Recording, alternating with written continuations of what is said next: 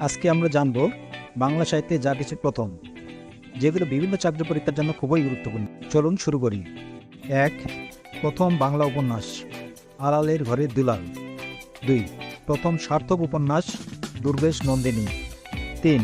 Romantic উপন্যাস কপাল কুণ্ডলা। মুক্তিযুদ্ধ ভিত্তিক প্রথম উপন্যাস রাইপেন রুটি আওরাত। ভাষা আন্দোলন ভিত্তিক প্রথম উপন্যাস আরেক আগুন। প্রথম নাটক ভদ্রার্জুন। প্রথম সার্থক নাটক শর্মিষ্ঠা। প্রথম মহাকাব্য মেঘনাদ বধ। প্রথম মুসলমান কবি শাহ মোহাম্মদ সবির। প্রথম মহিলা কবি চন্দ্রাবতী।